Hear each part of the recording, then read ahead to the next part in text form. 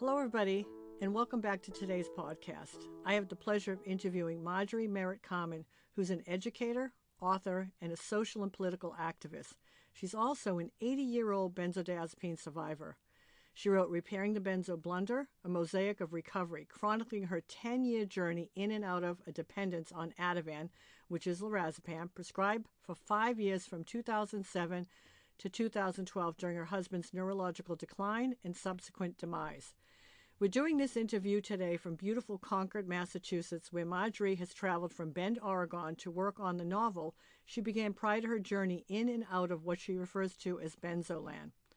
Through her pain and suffering, she continued to research what had happened to her and decided to do something about the millions of people who, like her, were entrapped by a benzodiazepine. In September of 2017, her Advocates for Social Reform sponsored the first international symposium on benzodiazepines in Bend, Oregon. You can watch segments of the symposium on YouTube entitled TIBS Synopsis. That's TIBS Synopsis, SYNOPSIS. Then 3 years ago, Marjorie founded Moonglade Press, publishing new works by Uncommon Voices. Thus far, Moonglade Press has published 5 books with 2 in the process. You can see her website at www.moongladepress.com. That's MOONGLADEPRESS.com.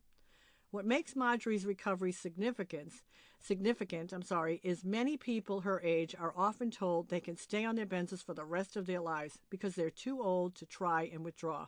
Not so, as she found out. Please stay tuned after the interview for a quick post-show discussion.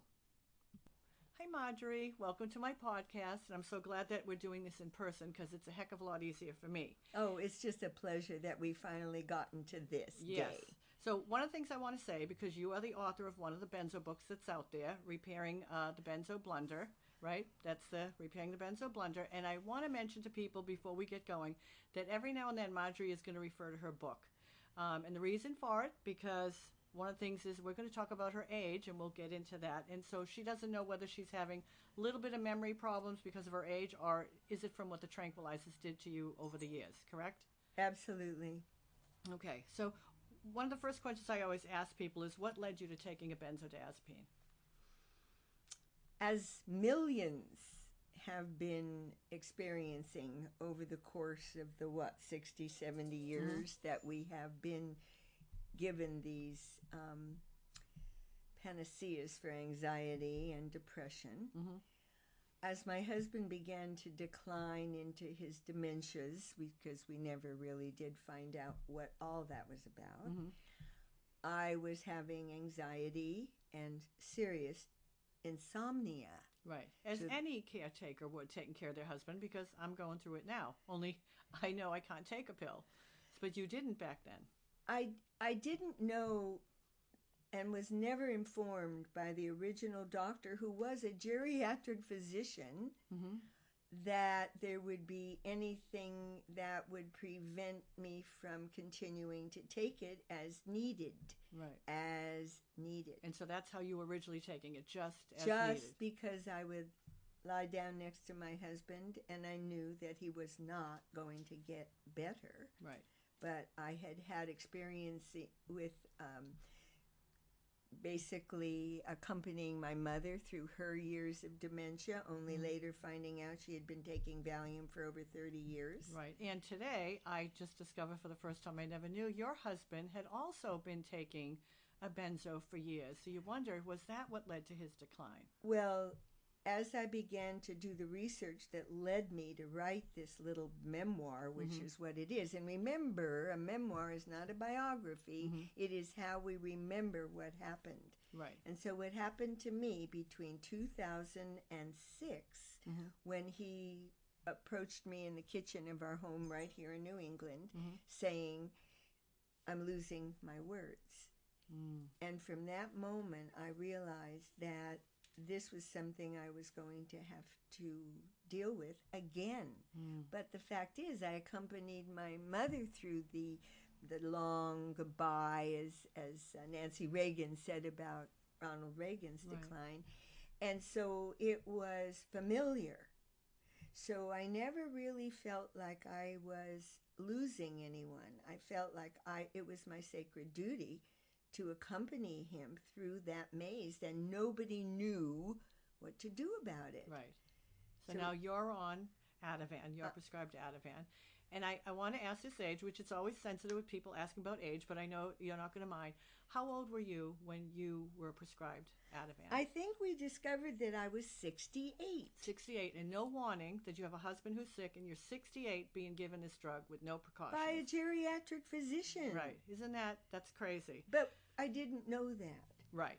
No, none of us knew back then. Subsequently, what happened is I did see several doctors who kept prescribing other things, Remeron, several antidepressants, all those things that we now know have really damaged so many people with an iatrogenic, and I never knew that word before, caused by a medical intervention that backfired. Right. So that is why I'm so glad we're having this conversation, because so many people, men and women, do not understand, no matter how many years you've accumulated, from what Malcolm later said, for each year that you've been on these drugs, it could take a year to recover. Right. So in my case, it was 4 years on Ativan, finally eliminating any other of the things they did to impact that. Right. And 4 years it took me before I understood I have recovered. Right. But now, what are some of the symptoms that you felt on the drug that all of a sudden one day you thought, I think I'm sick from the medication? What were you feeling? Very good what was question. Declining? I was lying in my bed on my side with my laptop computer staring at me 6 inches away while I was taking the hair falling out of my head and turning it into little balls of hair, placing it on the laptop and researching what the hell is going on with me. I feel like I'm losing my mind. Right. And that is when my mind took over my brain. Because that was the biggest difference that I found, is I was being treated for a mind problem, but it was a brain problem. And that's why the work that you've all been doing for so long is finally sprouting new avenues of research. Right. Right. So that was your aha moment with your hair coming out and, things aren't going right. So now you start tapering. You're on the groups, you're learning. Oh, I did everything everything everybody's mentioned on all of the groups. Yeah. So you're tapering. And then what a lot of people don't know unless they read your book, you make a decision. And I don't know, how did you make the decision to go into which you always say was a mistake, you went into a rehab. I went into a 31-day rehab that was luxurious and costly, and they were full of baloney. Yeah. So they took, do you want to say how much money they took for the 31 days? And this was days? in 2012 when I finally arrived there, and it was a $60,000 boo-boo. Yeah, for them to just basically yank you off. Well, no, they finished yanking me off because I had reduced the 3 milligrams a day to something like point blah blah, where I was shaving off little things, and then I had to teach the pharmacist how to do the liquid, and nobody knew what to do with it, and the tapering measures were just too complicated. Yeah. But then the Michael Jackson Dr. Murray trial, and they brought in a lorazepam expert. And so I decided to call that expert, and then was told that he could very easily get me off the rest of the Ativan, and that I could do that by coming to his place, which turned out not to be his place. He was just a consultant, where then a psychiatrist and the lorazepam expert put me on Neurontin, Seconal. I mean, it just went on like crazy. 31 days later, I left being happy I was off the Ativan. Right. But they did try to get you to stay a second month. They wanted me to stay because they wanted more money. That's right. Because they still didn't understand I was not an addict. I was dependent on a drug that everybody had been giving me for years then. So I came home feeling I was scot-free. Yeah. And 2 weeks later, oh my God, I contacted that particular place, and I was told in a very gruff fashion by that lorazepam expert that in the 20 years he had been working with these people, he had never had anybody who after 6 months was still dealing with symptoms. Oh, unbelievable. They're still not learning. That's the sad part. No, Listen, they are learning now. They are learning, but it's still in such a small scale, I think, Well, that's why you're doing these podcasts. Exactly. So when did the idea come for the book? So now, well, before we get into the book, you're home, you're sick, you're in your 60s. This is a tough thing. I was in my 40s when I did it, and it was tough, and I had people around me. What's it like you doing this at home now, sick? The tough part is now starting. How did you get through that? And where did the idea come? When did the idea come to write the book? I had to write the book. I had to write it because nobody else was writing this book. This was just my story. I didn't write it to make money, although my Moonglade Press was capable of producing the book. But Moonglade, I'm glad you mentioned the Moonglade Press. When did that come about? As you got better? So in what order did things happen? First you start the publishing company? No. I started the publishing company after I took Ellen Waterston's class on The Story You Came to Tell, a 7-week symposium on unleashing that inner story. And I was still vomiting every day. Every week I would go to the parking lot at the college to take the class. I would be vomiting. So what really that was, it was the opening of the idea that I had a story I needed to tell, not a book I needed to write. So as most writers, of course, over the 50 years I've been writing my stories and whatnot, I journal. And I journaled my way through most of the recovery. And once I realized that what I had been journaling was the story I came to tell, so then I started, that ended up with an 89-page book after maybe 10,000 pages that I would go through when I started to realize I wasn't just journaling. I was writing a story for somebody else, not for me. I had to get it out. See, I think we all have that. Like I also started to write a book, sitting on, the kids would have to walk me down to the beach because I couldn't even walk down alone. And you're not doing it for yourself. You're doing it for those behind. Like, hey, I don't want anyone to ever suffer through this again. And it's a horrific thing we go through that we want to say about But I this was from. lucky. I was very lucky because my husband, after he died, provided for me in a way that I had private living. Right. So I was living in a, what I call it, degraduated, beautiful building that had services as I would get older and as my husband would need more help, so I never would have to put him anywhere. So once I realized that I was ill, I just got used to living sick. And that's a statement that's a good statement, because when you have talked to people, you say it's living sick. That's what you have to do till you're not living sick. You might have to live a little sick the rest of your life. And the rest of your life is really an interesting subject because of the fact that you've asked me to tell the story from the point of view of a now almost 81-year-old woman. Yeah. I wanted people to know how, you're going to be 81. Running around the country like I'm a 35-year-old, researcher and writer. That's right. So you never have regretted coming off, even though you were in your late 60s. You're now going to be 81 in a couple of weeks. And it was well worth it, right? It would have killed me by now. It would have. I think, It would have killed me. And so gradually, what would you call it, almost the mystical aspect of recovering from these iatrogenic diseases started to fall into place. And so what then led me in 2015 to travel to London, England, and entertain Malcolm later in my Goring Hotel suite, where I showed him the first roughest of drafts of this little book. Right. What led me to contact Shane Kinney, who's produced a fabulous documentary that really still needs to be put into film.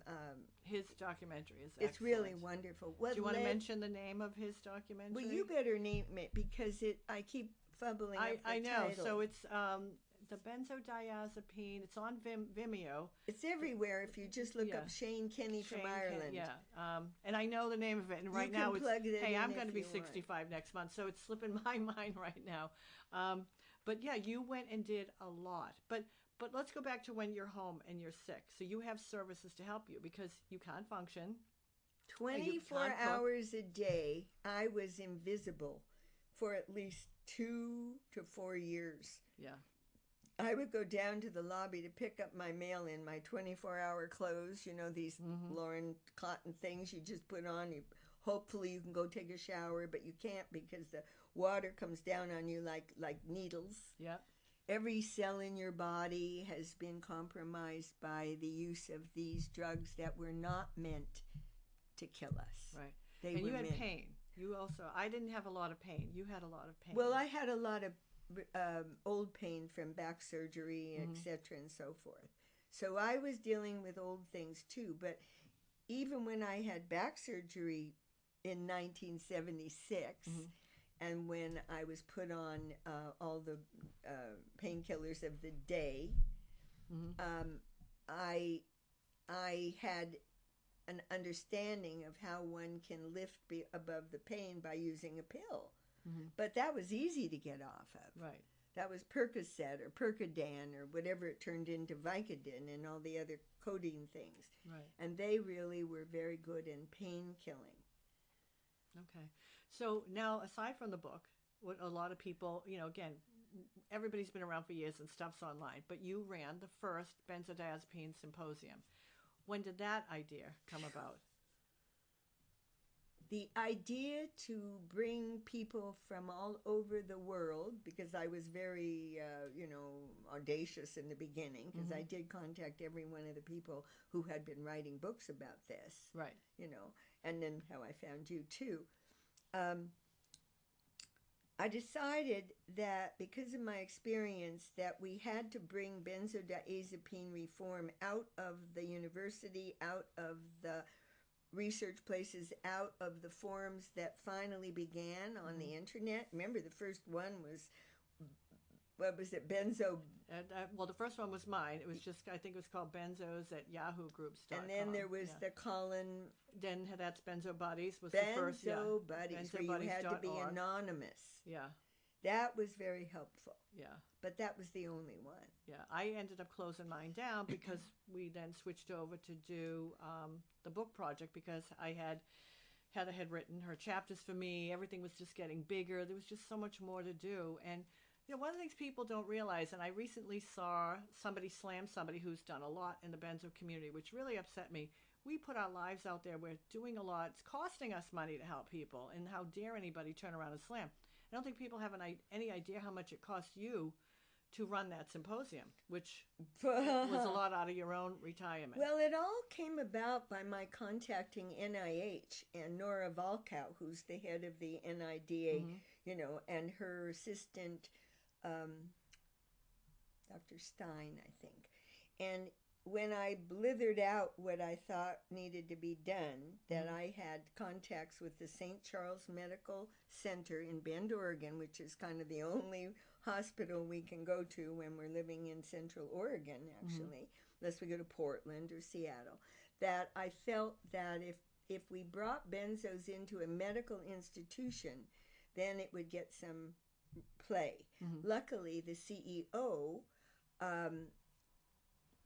was open to the idea, and then it turned out that Dr. Stein said the only way I could even approach this was if I were attached to a medical doctor who was going to be the medical director of this idea I had. Right. Now, the idea I had was with Christy Miller, who I had hired, and she had been working with me through the whole process of how we were going to gather these people.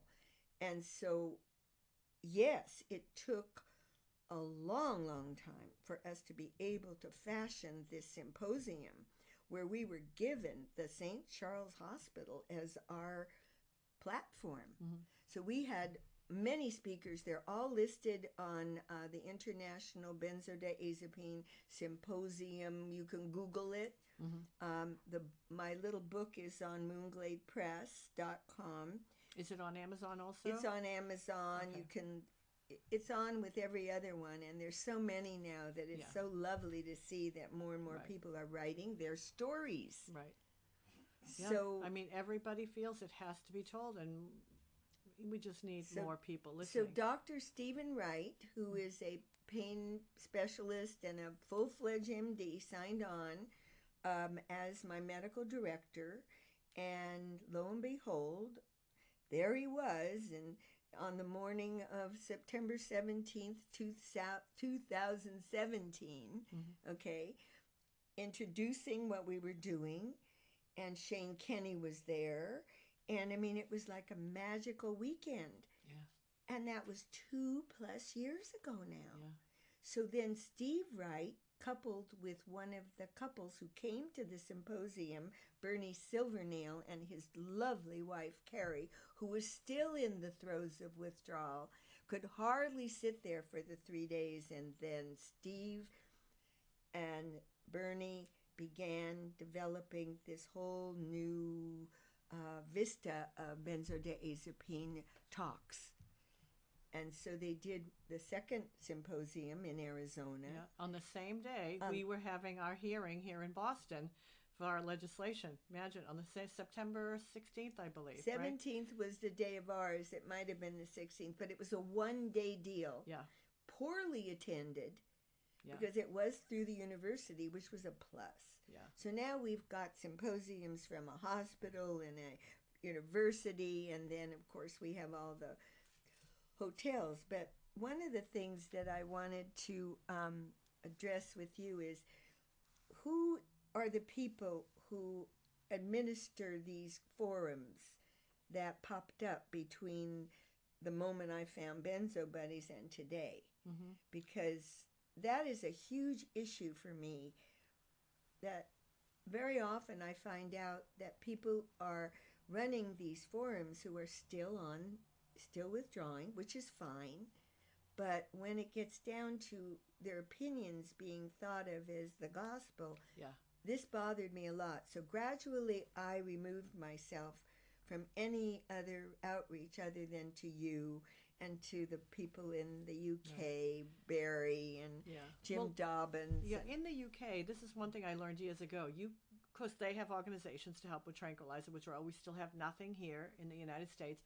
You could not even be a volunteer unless you were at least a couple of years off the drugs. So today, with the internet, I remember when I started the first online support group, Beatrice Foss, who wrote Benzo Junkie, said to me, well, how are you going to do it? Because here in Australia, when you go to, back then it was called tranks, a person considering taping, a person tapering, and a person who is off, they never meet each other. They don't want you to hear anybody else's suffering. She said, how are you going to do it on the internet? I'm like, we have no other choice. We're all sick. We're home. We're all over the world. So we do the best we can. But I see people blaming people. Like, I blame this person. She told me to do this, to jump off, don't finish tapering. People have to be responsible. We weren't responsible, or I said we trusted our doctors. Don't do your own research. I mean, if there's one thing I even say in the podcast when I did my do's and don'ts, don't even listen to me. Do your own research. We're all different. That is the point that I think the medical community is coming to. Steve Wright talks about personal medicine. Even conversations with Dr. Rosenbaum are leading to the fact that it is becoming common knowledge that every brain is different. Right. So once that has been brought into the mix of the things that are becoming known to kill people, right. I mean, once I realized the strangulations that were going on for people who were on lorazepam, I could understand it. Yeah. Because in my throes, I felt like I was being choked. Yeah. I thought one night, I said to Joe, I felt like my tongue was swelling in my head. I said, be ready to rush me to the ER, but don't let them give me a benzo. But it was just a sensation. But nobody realized that at that moment in my beginnings of enlightenment, I call it, because it's, well, I mean, first of all, I'm a quasi-theologian, and I really do believe, but for the grace of God, Heather Ashton, Malcolm Later, and you, I probably wouldn't be sitting here expressing my gratitude for the work that you and your son Garrett have done. Right. I mean, this is the beginnings of the decade of the brain again. I sure hope so. Now, here's going to be a touchy subject I want to talk about, but it's something that has affected so many people, and that is the relationship between you and your family, because so many people don't believe it. They're treated terrible. Some have lost relationships with their children, and we're going to have some of them on. I'm fortunate, that I did not lose my family. My family was very good helping. And obviously, Garrett's here, right here with us as we're doing the podcast, and Joe's here in the room. But now you're older at the point it's happening. You have older children, so you don't have little children that are going to resent that mommy didn't cook or clean or put them in foster care. What happened with your family and extended family? It came apart at the seams. I was accused of being a malingerer. I was accused of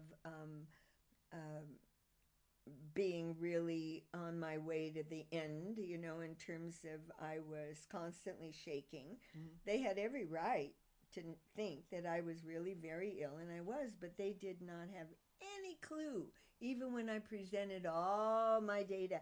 And frankly, I think the book came out of my protest that my family just basically thought I was done. Right.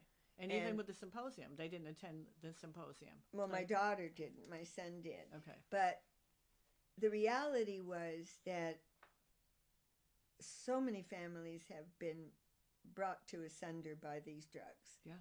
So many. Divorces have happened. Oh, my God, Divorces that when the other one recovers and they're better, well, the other spouse went and remarried. I mean, lives have been ruined because of these drugs. One time when I was asked to come and speak up in Maine, but I was still too sick to go. I wanted to bring my family and go, when you drug a person, here's my whole family. This is who you're affecting. It's not just, there's such a ripple effect to this. Jobs, spouses, children. So even at your age, you weren't a young mother, because some of the young mothers and fathers, their kids have resented them. I don't know how any young mother could have done what you've done. And I do know that even in my own extended family, there's someone who has been damaged by substances. Mm-hmm. So many of the young people of the 80s and 90s who are now reaching into their adulthood have been really compromised. If they haven't been severely damaged, their lives have been compromised. Right.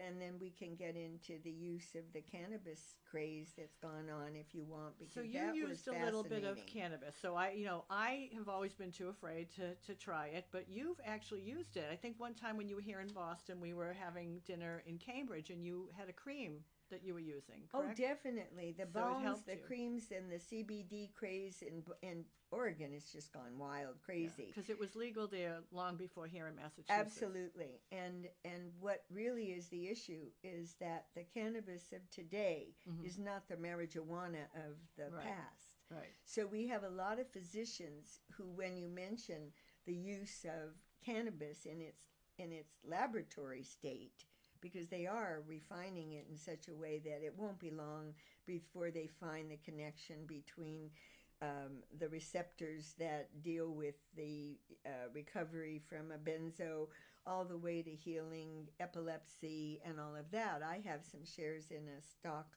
that really has developed some very interesting products that will ultimately probably be bought by pharmaceuticals and taken over. But the reality is, yes. Do you do it yourself, or do you have a doctor that helps you with the cannabis? Well, I don't do cannabis as a result now at all, other than I have a strain that will help deal with the continuing insomnia, which is something that, again, could be related to just being over 70, or it could be related to the fact that I do believe that my brain had been compromised by these drugs, and that our brains, when they're masked for too long by this panacea, like, oh, you'll feel better tomorrow, take another blah, blah, that there really is a point where you are going to deal with symptoms for the rest of your life. Right.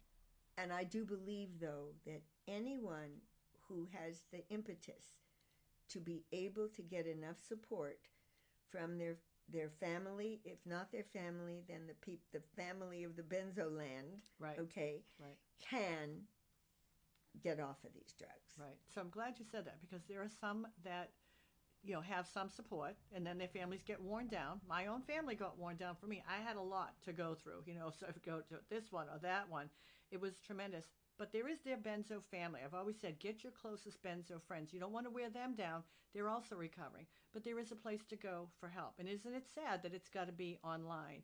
And now Jim Thompson, who I did a podcast with, he started a meetup in Chicago. Now there's going to be more of them where you can actually go, and those that are well enough to get out and go, and they'll visit each other, they'll help each other. I think we're going to see more and more of that going on. Well, with technology, you don't even have to go. You can bring them right into your phone and say, hey, I'm really having this crappy day today. And the people that I still provide some support, because I really have retired from it. My Advocates for Social Reform, the website I started years ago, just because I was thinking somebody has to do something about the way the world doesn't work. Right. And so many social things that we have been through, led me to doing this little website.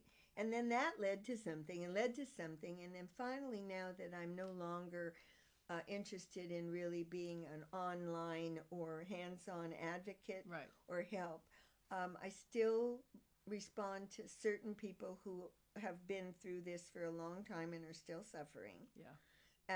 But otherwise, I really have resigned from being I was in the paper for several times in Bend, Oregon, and I've just basically became, the benzo babe, because after you put yourself out there, especially with a picture on a Sunday newspaper, pretty much people didn't really read it. They thought I was still on it. They thought I was dying. I mean, it was amazing what happens when you put your name and your face out there. And none of us are ashamed. That's why I went public with it. I'm not ashamed. Oh my God, you've been doing for so long, for so many. But when I think about what's happened over in the UK, I remember when I called over to the UK, I think I was one of the first Americans to call over and go public. And they were like, well, you Americans should be ashamed. We took your scientific information and we've done something, and we still have done nothing. But now so many people want to call over to the UK. They can't take the American calls or the Canadian calls. So we really do need more going on. We really do. But that's going to be down the road. But if you could say something to someone today, and I don't care what age, but you are older, what would be your best advice to somebody? Well, I think the best advice is to take a look at what is causing you the root of your distress. Most people are just disappointed, okay? And that leads to focusing on a lot of the negatives in our lives. And believe me, today, with everything that we're going through here in this country and abroad, really are stressful events that are changing the course of our country. So at this point, and I have to say I'm disappointed, because I do have friends who have even 19 and 20-year-olds who, because of their own individual anxieties, they are being put on these drugs again. First they're put on an antidepressant, or they're given a benzo and an antidepressant because it takes a couple of weeks for antidepressant to kick in. And then, of course, they're faced with detoxing from the benzo. And then, of course, the antidepressants are now known to turn around and bite you as well. Right. So it's a big wave of knowledge that is being poured over everyone. And it will, with the advent of how the legislation that both you and your son and the State House have been trying to educate the physicians just right here in the mecca of medical knowledge. Yeah. And just to get an advice consent form there has been such an outrage because of that thing that Robert Whitaker told me. He was this keynote at my international symposium. As he advised, he said, it's a guild. They cannot admit that they did anything wrong. But I still believe that through education, we will be able to reach the physicians who are becoming benzo-wise. Right. So nothing has been lost in the work you've been doing since your call to the UK. Right. And when I discovered Jim Dobbins on the floor of the Parliament talking about a relative of his who had been benzodized, I mean, I make up all these words. Benzodization, benzoitis, benzoland. The book, I think, should be called, like the guy did with the other opiates, benzoland. You enter benzoland and the door gets slammed behind you. Yeah. But not as much now. Right. At least there's some help. So before we close, I want you to say the full name of the book. Oh, sure. And also, where online can people see parts of the symposium that you did? And thank you for asking, because I really did want to remove myself from the mainstream of benzo conversations. Mm-hmm. So the trailer or the videos that were done at the symposium are available on Moonglade Press, publishing new works by Uncommon Voices, moongladepress.com. And if you click on the book that I produced, Repairing the Benzo Blunder, A Mosaic of Recovery. On there, you'll be led to the video that Kevin Reichel did to not only introduce the symposium to the general public, but also because all of those speakers are now speaking all over the world from what they delivered during the 2.5 days in Bend, Oregon, of all places.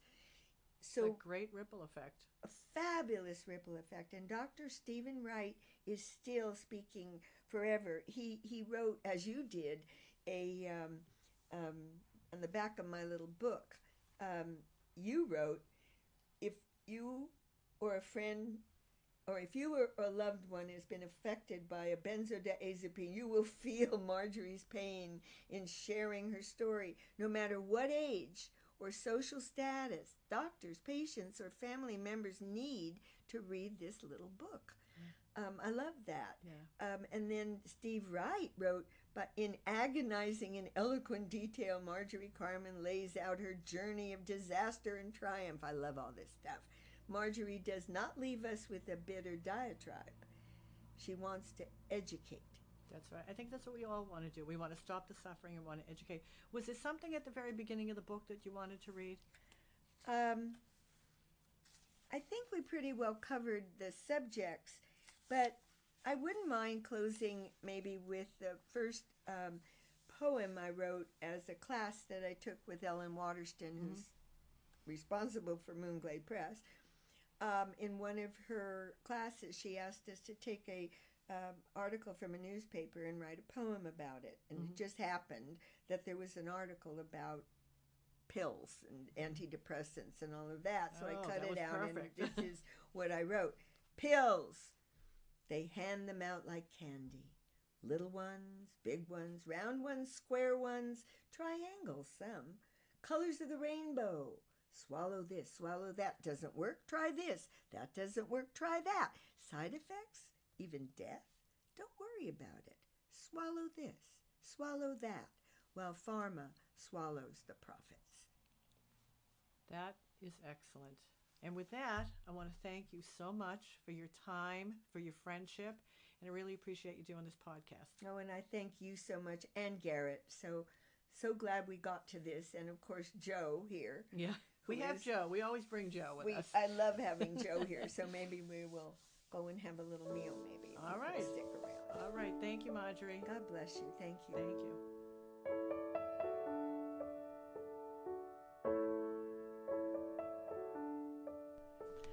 All right, Garrett, the show is over. We're back home where you now take over and do all the computer work because we all know I know nothing about how to work all of this. How do you think the show went?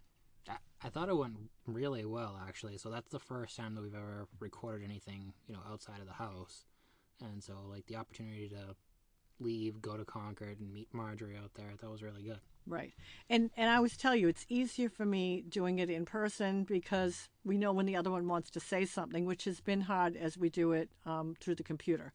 So that was really good that we could do that. And you're not like a huge podcast listener, but when you even listen to like the bigger podcasts like the Joe Rogan Experience and things like that, they won't do a podcast over the telephone with anybody. Everybody's invited in studio because I think there's more intimacy and you have a better conversation. I think from listening to this interview, this one went really well. So. Right. And hopefully we are planning to do a few more in person. We'll go to them while they're here in this area, or if somebody's coming into the area, we'll do it. I mean, we're still going to be doing some if they're in another country. We're definitely still going to do that. But it's more comfortable for me doing it in person. I think Marjorie was a great one to have as our first one. She's a natural at it. Yeah. And I think when we've done the couple over the phone, not that they went poorly, they both went well, but it's hard to know when to talk because you're not looking at somebody. So you're always like, there's a short pause or whatever it is, and then we need to clean that up after the podcast. But this one, flowed naturally and it went like the conversation that we were hoping it was going to be. Right. And I think like Millie's interview, who I want to have back on the show, already Marjorie thought of more things that she wanted to say. So we'll definitely have her back. She'll be coming back hopefully in July. It's always a treat for me. I feel like a tourist in my own state whenever she comes into Massachusetts because she lived in Concord. She knows Boston really well. She's had us into the Liberty Hotel when she's been there. We went up to the State House. You gave us a great tour that day. Yeah. So, and I think people will pick that up in the interview that, Marjorie is a worldly person. She has all sorts of resources and, she uses her time and her resources to do stuff like this, which is an impressive thing at her age, too. And she could easily be doing anything she wanted in the whole world. Right. And she takes her time and her money and she tries to help people. That's right. And so at any age, anybody listening at any age, if you're sick now, you're going to get better. She questioned things that she might have that, was it from her age or is it from taking benzos?